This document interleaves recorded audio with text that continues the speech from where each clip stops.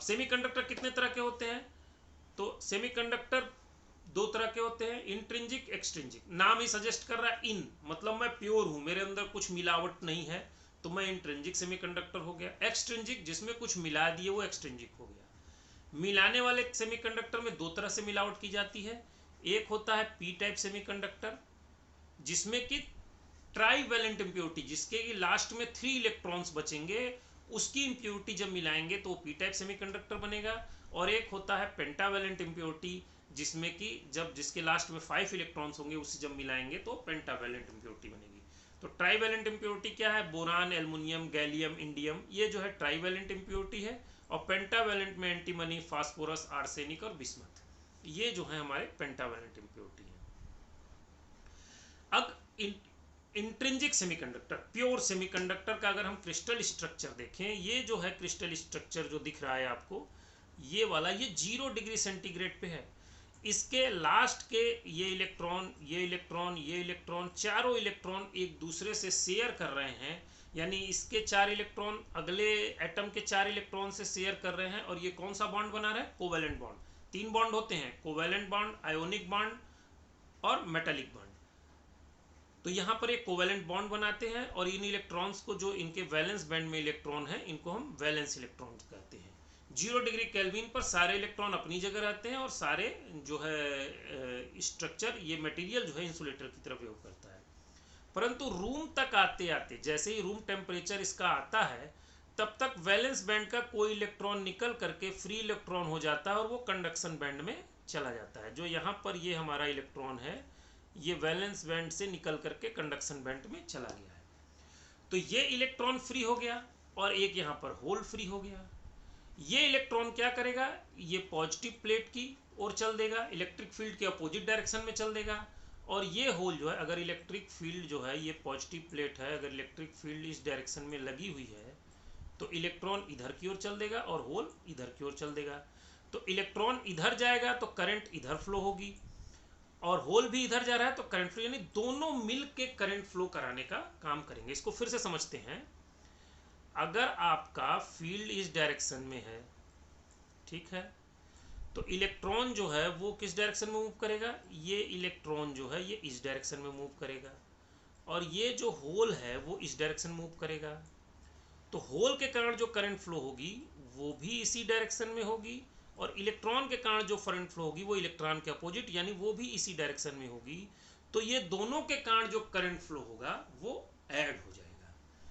अब ये सवाल उठता है कि इलेक्ट्रॉन तो ठीक है, वो तो एक पार्टिकल है जो एक जगह से दूसरी जगह चला गया, अब होल तो ठहरा गड्ढा, अब गड्ढे से कैसे करंट फ्लो कराएंगे? तो गड्ढे से कैसे करंट फ्लो होती है वो हम नेक्स्ट स्लाइड में देखते हैं। इस स्लाइड में आप देख रहे होंगे कि ये जो फर्स्ट रो दिख रही है, ये जो हमारे नंबर्स दिख रहे हैं 1 2 3 4, मान लीजिए कि ये एटम्स हैं जिनमें कि ये इलेक्ट्रॉन दिख रहे हैं, और ये एक एटम है जिसमें कि एक होल क्रिएटेड है। एक होल है, यहाँ का इलेक्ट्रॉन फ्री होके कहीं चला गया है। अब यहाँ पर चूंकि थर्मल एनर्जी तो सारे इलेक्ट्रॉन के पास अवेलेबल है, तो यहाँ पर एक अपॉर्चुनिटी दिख रही है। जो अपॉर्चुनिटी दिख रही है, तो इसके बगल वाला इलेक्ट्रॉन अगर थर्मल एजिटेशन के कारण फ्री होता है, थर्मल एनर्जी के कारण फ्री होता है, तो ये कूद करके इस पोजीशन को जंप कर लेता है। तो यहाँ जहाँ से ये जंप करके गया, तो अगली लाइन में देख रहे होंगे होल एक खाने इधर एक एटम से दूसरे एटम पे शिफ्ट हो गया। सेम फिर यही होगा। यहाँ वाले इलेक्ट्रॉन को देखा कि यहाँ पर एक होल है, ये इलेक्ट्रॉन जंप किया एनर्जी के, थर्मल एनर्जी और फील्ड के कारण इसके अंदर एनर्जी जो क्रिएट हुई उससे वो फ्री हुआ, और उसको बगल में होल दिखा, ये उसमें फिट हो गया। समझ लीजिए जैसे कंचा निकला, गोली डुगरी, और जहाँ गड्ढा मिला उसमें घुस गई। तो जहाँ से ये चला वहाँ पर एक होल क्रिएट कर दिया, तो होल एक खाने फिर लेफ्ट में शिफ्ट हो गया। फिर यहाँ पे होल आ गया, तो ये इस इलेक्ट्रॉन को एनर्जी का वो इस होल में आ गया, तो होल एक खाने और पीछे आ गया। तो यानी हमारा होल जो है प्रैक्टिकली टोटल यहाँ से यहाँ तक ट्रेवल कर गया। एक्चुअल में होल मूव नहीं किए, मूव इलेक्ट्रॉन किए, परंतु मूव हो इसलिए मूव किए क्योंकि वहाँ होल था। अगर होल नहीं होता तो ये इलेक्ट्रॉन मूव नहीं करते, इसीलिए इसको होल करंट कहते हैं। This current is flowing only due to hole. अब हम जान ले चार्ज डेंसिटी क्या है इस सेमीकंडक्टर में। इंट्रिंसिक सेमीकंडक्टर मतलब जो प्योर सेमीकंडक्टर में उसमें चार्ज डेंसिटी कितना है। तो अगर हमारे जो है इलेक्ट्रॉन, नंबर ऑफ इलेक्ट्रॉन्स जो है उनकी संख्या जो है n अगर नंबर ऑफ इलेक्ट्रॉन्स मान ले और p नंबर ऑफ होल्स मान ले, तो n और p का जो मल्टीप्लिकेशन होगा वो n इंट्रिंसिक स्क्वायर होगा। यानी इंट्रिंसिक सेमीकंडक्टर में जितने हमारे इलेक्ट्रॉन्स होंगे उसका स्क्वायर कर देंगे तो हमको टोटल चार्ज डेंसिटी उस मटेरियल में मिल जाएगा। जितने इलेक्ट्रॉन्स होंगे उतने ही हमारे डोनर आयन होंगे और जितने होल्स होंगे उतने हमारे एक्सेप्टर आयंस उसमें अवेलेबल होंगे। अगर पूरा मटेरियल इलेक्ट्रिकली न्यूट्रल होना चाहिए, इसलिए जितने एक्सेप्टर आयन और इलेक्ट्रॉन्स मिलेंगे उनकी संख्या डोनर आयन और होल्स की संख्या के बराबर होनी चाहिए, तभी मटेरियल इलेक्ट्रिकली न्यूट्रल होगा। एक्सट्रिंसिक सेमीकंडक्टर क्या होता है? जब सेमीकंडक्टर में ट्राइवेलेंट या जब किसी सेमीकंडक्टर में, इंट्रिंसिक सेमीकंडक्टर में कोई इंप्योरिटी ऐड करते हैं तो उसे हम एक्सट्रिंसिक सेमीकंडक्टर कहेंगे। और इंप्योरिटी ऐड किस रेंज की होती है? 10⁶ एटम्स में केवल एक एटम मिक्स करते हैं। इतनी कम इंप्योरिटी मिक्स करती है और इतनी ही मिक्स करने से सेमीकंडक्टर की प्रॉपर्टी चेंज हो जाती है। इंप्योरिटी के बेस पे सेमीकंडक्टर दो तरह के होते हैं, एक N type semiconductor. N type semiconductor क्या होता है? जब पेंटावैलेंट ग्रुप की इंप्योरिटी मिलाते हैं तो एन टाइप सेमीकंडक्टर बनता है। क्यों बनता है? इसका हम थोड़ा स्ट्रक्चर देख लेते हैं। क्या होता है कि जब हम इसमें पेंटावैलेंट ग्रुप की इंप्योरिटी मिलाते हैं तो पेंटावैलेंट का मान लीजिए एटम ये आ गया हमारा, जिसके की लास्ट ऑर्बिट में 5 इलेक्ट्रॉन है। तो ये 4 इलेक्ट्रॉन तो जैसे सेमीकंडक्टर, इंट्रिंसिक सेमीकंडक्टर शेयर कर रहा था वैसे कोवैलेंट बॉन्ड बना के शेयर कर लेगा, मगर इसमें ये जो 5वां इलेक्ट्रॉन इसके पास था वो फ्री हो गया, वो अवेलेबल है, वो किसी के साथ बॉन्ड नहीं बना रहा है। वो कभी किसी दूसरे इलेक्ट्रॉन को हटेगा तो वहां पर जाकर के बॉन्ड बना लेगा, या ये फ्री मूव करता रहेगा या कंडक्शन बैंड में चला जाएगा। अगर इसके एनर्जी बैंड डायग्राम को देखें तो क्या होता है, अब चूंकि ये जो एटम है ये डोनर एटम हो गया। डोनर एटम ऐसा हो गया कि इसके पास एक इलेक्ट्रॉन फ्री है, जब भी कोई मांगेगा या जहां भी इसकी जरूरत होगी ये ऑटोमेटिक डोनेट कर देगा।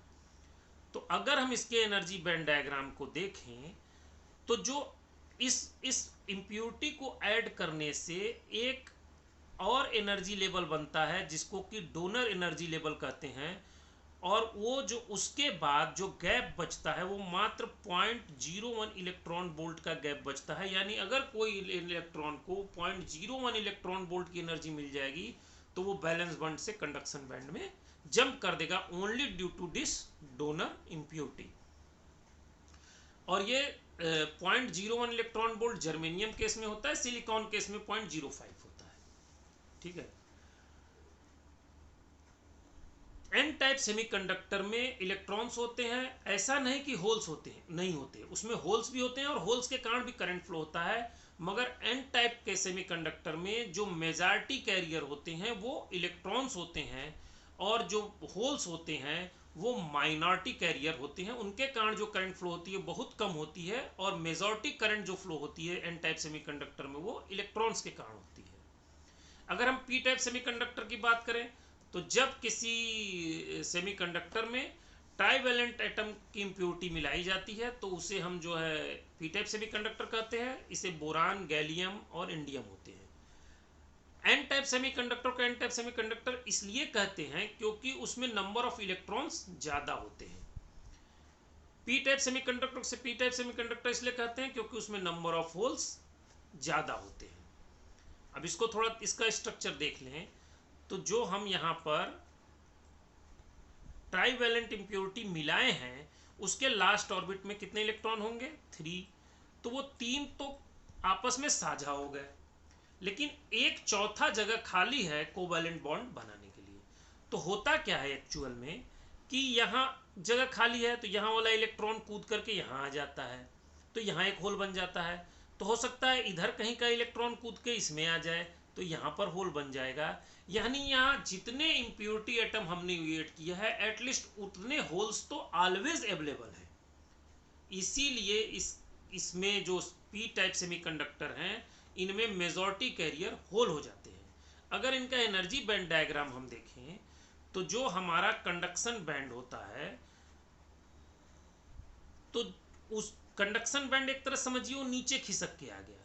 तो जो एक्सेप्टर एनर्जी लेवल है, यानी कंडक्शन बैंड मान लीजिए को एक्सेप्ट करना है, तो एक्सेप्टर एनर्जी लेवल खिसक के नीचे आ गया और जो गैप बचा वो वही 0.01 इलेक्ट्रॉन वोल्ट बचा। यानी वैलेंस बैंड को का कोई इलेक्ट्रॉन की एनर्जी जैसे ही 0.01 होगी वो कूद करके कंडक्शन बैंड में चला जाएगा और करंट फ्लो करा देगा। अब यहाँ इलेक्ट्रॉन क्यों कूद के चला जाएगा? क्योंकि उसके पास अपॉर्चुनिटी है, उसके बगल में एक होल बैठा है, वो जंप करके उस होल में कंडक्ट कर जाएगा, जिसकी वजह से जो है करंट फ्लो हो जाएगा। तो अगर पी टाइप सेमीकंडक्टर की बात करें तो उसमें मेजॉरिटी कैरियर हमारा होल होता है और माइनॉरिटी कैरियर इलेक्ट्रॉन होते हैं। यानी जो मैक्सिमम करंट फ्लो होती है पी टाइप सेमीकंडक्टर में वो होल के कारण होती है, और जो इलेक्ट्रॉन के कारण करंट फ्लो होती है वो बहुत माइन्यूट होती है। अब पीएन जंक्शन देख लें कैसे बनता है। अगर पी टाइप इम्प्योरिटी को और एन टाइप की इम्प्योरिटी को आपस में मिला दें तो पीएन जंक्शन बन जाता है। थोड़ा सा इसको समझ लेते हैं। ये हमारा कोई पी टाइप मटेरियल है, ये हमारा एन टाइप मटेरियल है, दोनों को ला करके हमने मिला दिया। अब होता क्या है, पी टाइप मटेरियल में हमारे ये निगेटिव आयन है, ये निगेटिव आयन अभी है नहीं। ये निगेटिव आयन इसलिए शो किया गया क्योंकि इनके साथ एक होल है, होल हमारा पॉजिटिव है और ये निगेटिव है। तो होल पॉजिटिव और निगेटिव दोनों एक दूसरे को काउंटर बैलेंस किए हुए हैं। ये जो होल है, होल का चार्ज हम मानते हैं पॉजिटिव और ये हमारा आयन है निगेटिव। जैसे ही ये इसके पास एक जो है इलेक्ट्रॉन को ये एक्सेप्ट करेगा, इसलिए ये निगेटिव आयन है। तो अभी इसके पास एक होल है और ये निगेटिव आयन है, दोनों एक दूसरे को बैलेंस किए हुए हैं, यानी इस समय यहाँ पर कोई चार्ज नहीं है।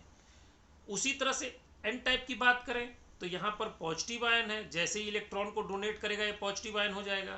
तो अभी इलेक्ट्रॉन इसके साथ है तो इलेक्ट्रॉन का चार्ज निगेटिव है और ये पॉजिटिव आयन है, दोनों एक दूसरे को बैलेंस किए हुए हैं। जैसे ही इन दोनों को मिलाएंगे तो ऐसे समझ लीजिए कि ये जो है एक साइड में आपने ढेर सारे कंचे रख दिए, ढेर सारे उठा के कंचे रख दिए और इधर में खाली जगह है और गड्ढे हैं। ये कंचे यहाँ से फिसलेंगे और फिसल फिसल के इन गड्ढों में गिरते जाएंगे। तो ऐसा ही होता है, जैसे ही हम इस जंक्शन को आपस में पी और एन टाइप को आपस में मिलाते हैं, ये इलेक्ट्रॉन्स इन गैप्स को भरने लगते हैं, इन होल्स को भरने लगते हैं, वहाँ पे जो कमी है उसको पूरा करने लगते हैं। और देखते देखते बहुत सारे इलेक्ट्रॉन्स एन टाइप से पी टाइप की ओर और पी टाइप्स के होल्स जो है एन टाइप की ओर मूव करने लगते हैं। तो होता क्या है कि जो हमारे जंक्शन के नज़दीक के निगेटिव आयन और पॉजिटिव आयन थे, इनके इलेक्ट्रॉन्स एंड होल्स हट जाते हैं, जिससे ये चार्ज पार्टिकल हो जाते हैं और यहाँ पर एक फील्ड डेवलप हो जाती है, इलेक्ट्रिक फील्ड डेवलप हो जाती है, जिसकी डायरेक्शन ये होती है। तो अब अगर जैसे ही कोई इलेक्ट्रॉन इधर से इधर मूव करने का प्रयास करता है, ये फील्ड इसको वापस भेज देती है और इलेक्ट्रॉन वापस चला जाता है। अगर कोई इलेक्ट्रॉन की एनर्जी बहुत ज़्यादा और खींच के उधर पहुंच भी गया तो उसने एक और पॉजिटिव चार्ज को यहाँ पर डेवलप कर दिया और इधर एक होल्स को भर दिया तो एक और नेगेटिव चार्ज हो गया, तो जंक्शन धीरे से और चौड़ा हो गया, यानी यहाँ का फील्ड और स्ट्रॉन्ग हो गया। तो अब जो इलेक्ट्रॉन और कितनी भी तेजी से आएगा वहीं पे अटक के वापस चला जाएगा। तो ये जो यहाँ पर जो इस रीजन को हम जो है, इस रीजन में एक इलेक्ट्रिक फील्ड डेवलप हो गया, जिसकी वजह से इलेक्ट्रॉन एक तरफ से दूसरी तरफ तक नहीं जाएगा। इस रीजन को हम डेप्लीशन रीजन कहते हैं। डेप्लीशन रीजन इसलिए कहते हैं कि इसमें कोई भी चार्ज कैरियर नहीं होता है, वर्जित क्षेत्र हो जाता है, इसीलिए इसे डेप्लीशन रीजन कहते हैं। इस पीएन जंक्शन, जो जंक्शन की जो थिकनेस होती है वो अप्रोक्सीमेटली 1 माइक्रोमीटर होती है, और इसका जो वोल्टेज होता है, अगर इसके जंक्शन वोल्टेज, ये जंक्शन पे जो इलेक्ट्रिक फील्ड है, अगर इसके वोल्टेज की बात करें तो जर्मेनियम के केस में जो है ये 0.3 वोल्ट होता है जर्मेनियम के केस में, और 0.72 वोल्ट होता है सिलिकॉन केस में। अब अगर आप इसे चाहेंगे कि मैं मल्टी, आप सोचेंगे कि अच्छा तो हमको जंक्शन वोल्टेज नापना है तो इस इंड पर और इस इंड पे हम मल्टीमीटर लगाएं और जंक्शन वोल्टेज हमको बता देगा, तो नहीं बताएगा, क्योंकि जो इंड पर वोल्टेज बताता है वो हमेशा जो है लीड्स का वोल्टेज बताएगा, जंक्शन का वोल्टेज नहीं पता चलेगा कभी। एक कंफ्यूजन और रहता है लोगों को कि एन टाइप सेमीकंडक्टर जो है वो क्या इलेक्ट्रिकली न्यूट्रल रहेगा या चार्ज रहेगा। तो ये हमेशा ध्यान रखिए कि जो होल मटेरियल होता है, जैसे ही ये इलेक्ट्रॉन डोनेट करेगा हमारा डोनर, तो वो खुद जो है निगेटिव पॉजिटिव आयन हो जाएगा, और एक इलेक्ट्रॉन को डोनेट किया तो वो निगेटिव आयन हो जाएगा। तो मटेरियल हमेशा चाहे एन टाइप हो चाहे पी टाइप हो इलेक्ट्रिकली न्यूट्रल रहेगा। इसके अगले वीडियो में हम ये जानेंगे कि डायोड एक्चुअली बनाए कहाँ से जाते हैं। ऐसे तो है नहीं पी टाइप और एन टाइप को आपस में, जैसा हमने इस फिगर में दिखाया कि पी टाइप और एन टाइप को ला के मिला दिए तो ये जो है हमारा पीएन जंक्शन बन गया। पीएन जंक्शन ऐसे नहीं बनते हैं। पीएन जंक्शन बनाने के लिए एक स्पेशल प्रोसेस यूज किए जाते हैं, जिनमें एचिंग होती है, फोटोलिथोग्राफी होती है, आपका डिफ्यूज़न होता है। तो इन सब चीज़ों को हम अगले वीडियो में समझेंगे। तब तक धन्यवाद। जय हिंद।